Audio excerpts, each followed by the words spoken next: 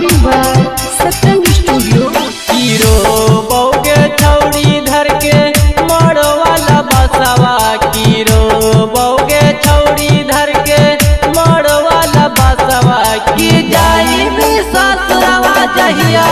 काट लेवो नासवा, की जाई भी ससुरवा जहिया काट लेवो नासवा। हीरो बौगे छौड़ी धर के मोड़ वाला बसवा, हीरो बौगे छौड़ी धर के मोड़ वाला बसवा की जाई भी ससुरवा जहिया काट लेवो नासवा, की जाई भी ससुरवा जहिया काट लेवो